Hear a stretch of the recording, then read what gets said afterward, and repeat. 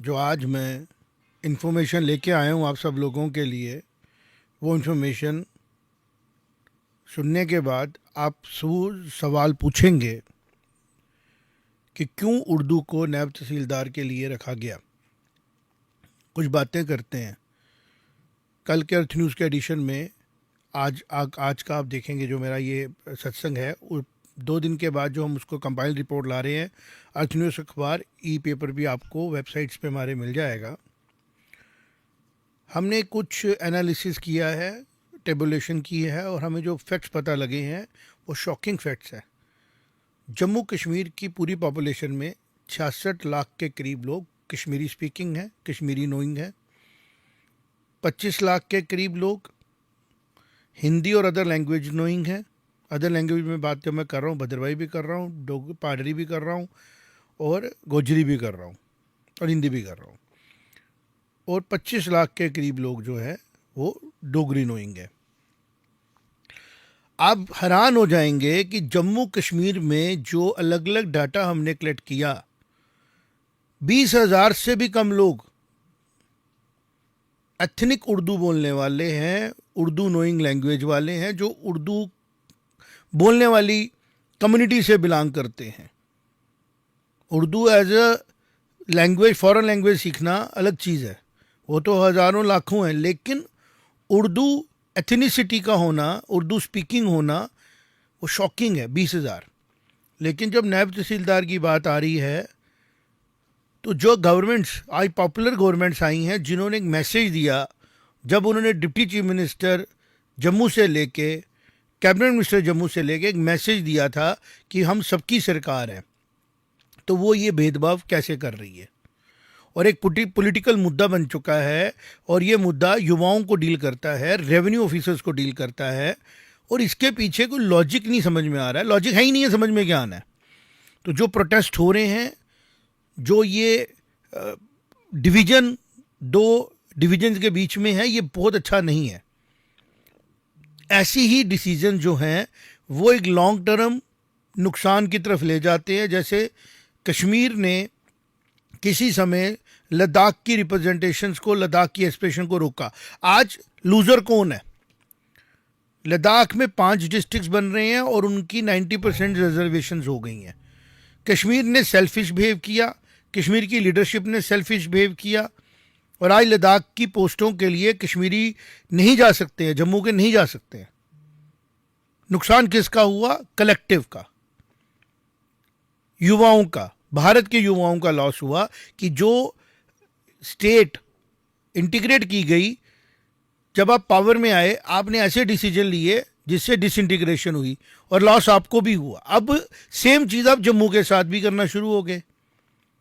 हम बचपन से सुनते आ रहे हैं जम्मू के साथ भेदभाव होता है, बट अब 2025 में देख रहे हैं कि नायब तहसीलदार की पोस्ट निकलती है और उर्दू कंपल्सरी कर दिया जाता है। और आपको पता है कि जम्मू डिवीज़न के ज़्यादातर लोग जो हैं वो उर्दू एज ए सब्जेक्ट नहीं पढ़ते हैं।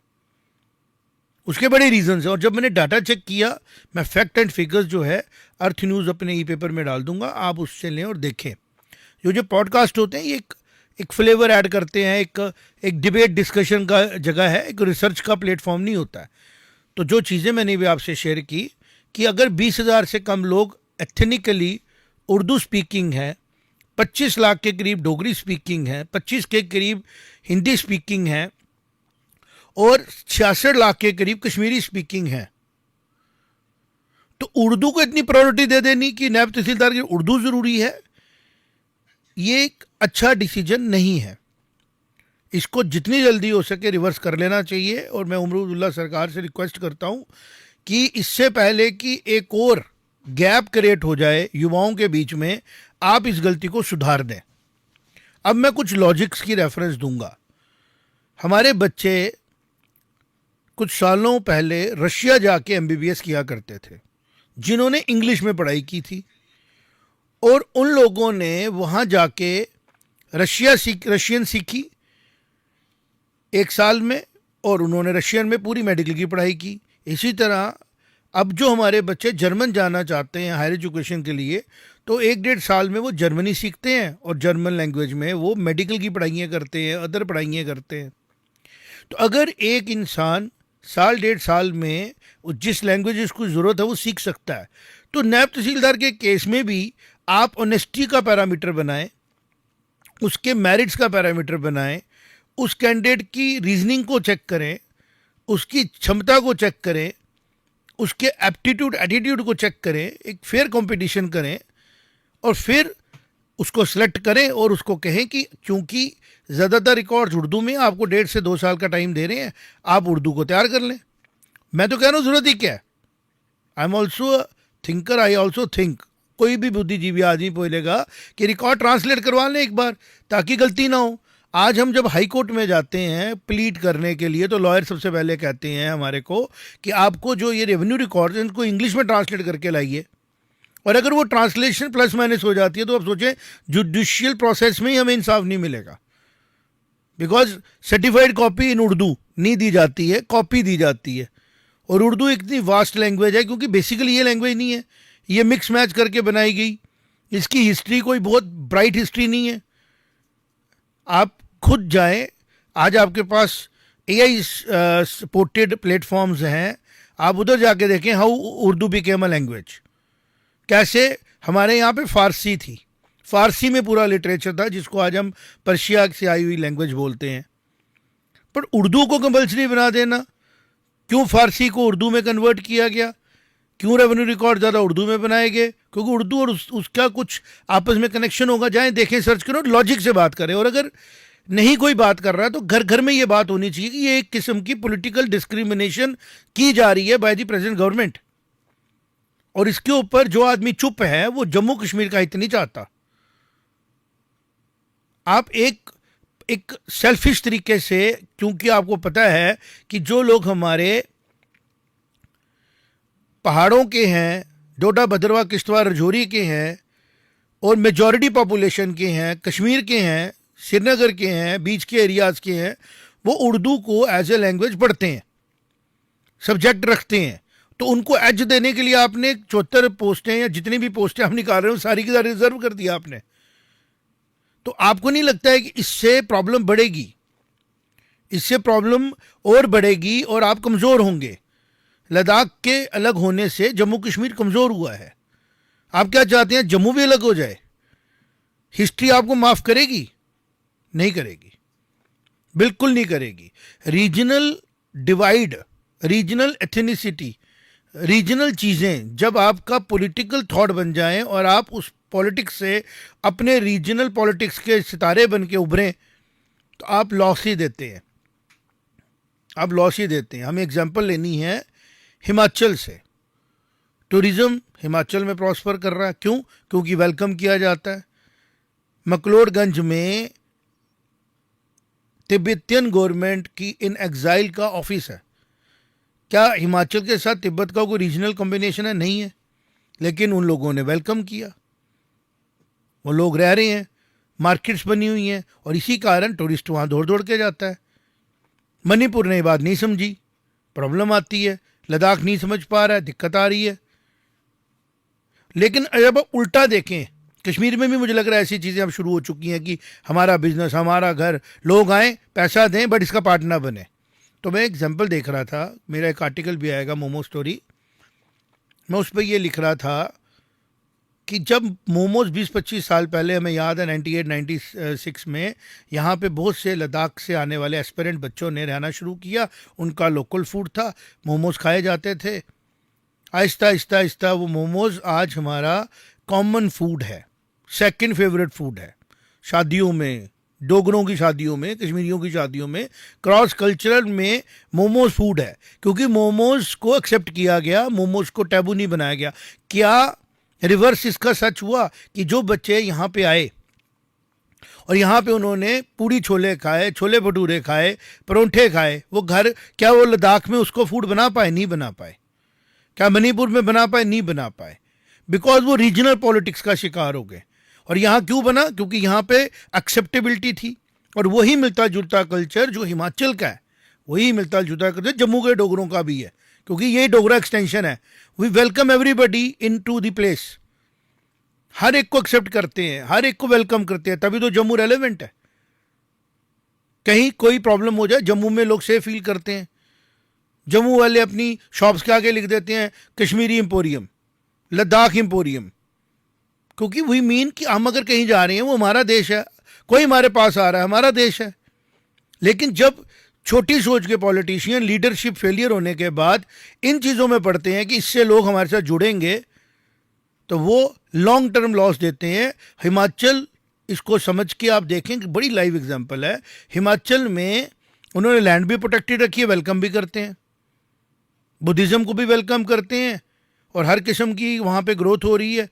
वहाँ पे मैक्सिमम होटल्स बाहर वालों ने रेंट पे लिए हैं और काम कर रहे हैं। जब आप किसी को वहाँ पे बिजनेस करने देंगे तो उसकी वजह से वहाँ फुटफॉल बढ़ेगा।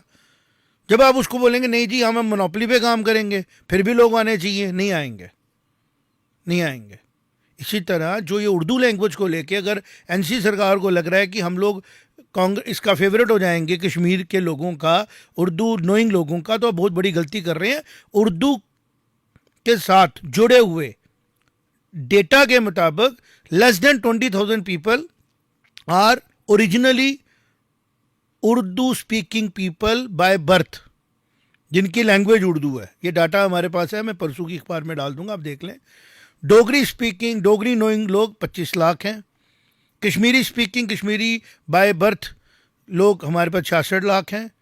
और अदर लैंग्वेज इंक्लूडिंग अगर हम डाल दें हिंदी में तो वो भी 25 लाख हैं। और हैरानगी की बात है, खुशी की बात है, सुख की बात है कि जो 25 लाख डोगरी स्पीकिंग लोग हैं इसमें हिंदू मुस्लिम सब हैं, लेकिन वो डोगरे हैं।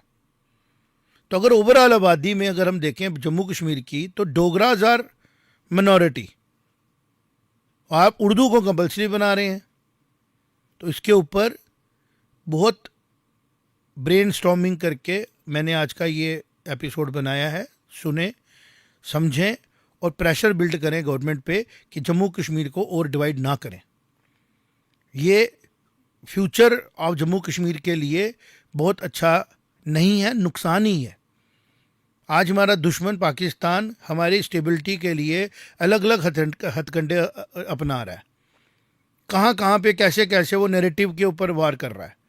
और अगर आप ऐसे डिसीजन ले रहे हैं तो आपने जितना भी पॉजिटिव किया उसको आप खुद ही नेगेटिव कर रहे हैं। और ये कोई बड़ा मुश्किल काम नहीं होता है, ये एडमिनिस्ट्रेटिव डिसीजंस होते हैं। मीटिंग ले कैबिनेट की और बात करें, जो भी आपका प्रोसेस है फॉलो करें और सोचें कि आप जम्मू को कैसे साथ रख सकते हैं। जम्मू तो कश्मीर को साथ रख ही रहा है। हम अभी चले जाएंगे रघुनाथ बाज़ार में, हर दूसरी तीसरी दुकान के ऊपर लिखा होगा कश्मीर एम्पोरियम। आप मुझे पूरे कश्मीर में बताएं कहाँ लिखा हुआ है जम्मू का स्वाद, जम्मू की कलाड़ी। बिकॉज आपको लगता है कि जम्मू की बात करेंगे तो आप अपने लोगों को खो देंगे, ऐसा नहीं है। जम्मू के लोगों के सारे मित्र जो हैं कश्मीर के हैं, लद्दाख के हैं। लेकिन आप लोग जम्मू की वो पॉजिटिविटी को कॉपी नहीं कर पाए कि जम्मू अडॉप्ट करता है, जम्मू फैसिलिटेट करता है, जम्मू के लोग कल्चर में इंट्रैक्शन लाते हैं। और ये हमारा प्राइड है। और इसी रिक्वेस्ट को हम आपको कर रहे हैं कि आप अगर समझ रहे हैं कि टूरिज़्म डिप कर रहा है, या आप समझ रहे हैं कि 15% टूरिज़्म लद्दाख में कम हुआ पिछले 2 सालों में, तो कहीं ना कहीं ये सोचने का विचार है क्यों कम हुआ।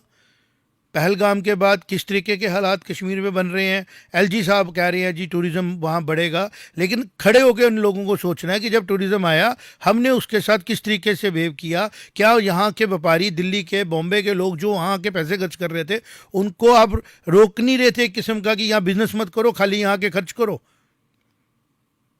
तो ये पॉलिटिकल जो आपको ये शिकार हुए हैं ना हमारे पॉलिटिशियन, ग्राउंड में लोग जो हैं वो एक दूसरे के साथ रहना चाहते हैं, काम करना चाहते हैं, बट पॉलिटिकल जो डिसीजन जब लिए जाते हैं तो फिर कन्विंसिंग होती है।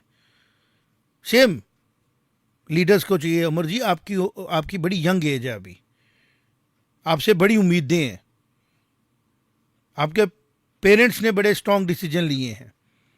तो ये जो उर्दू लैंग्वेज में आप तहसीलदारों को लेकर चल रहे हैं, इसको इमीडिएटली रिवर्स करिए, नहीं तो अर्थ न्यूज़ एज ए कंपेनर ऐसे फैक्ट सामने रखेगा कि आपको मजबूर होना पड़ेगा। क्योंकि जब लॉजिक बात करता है ना,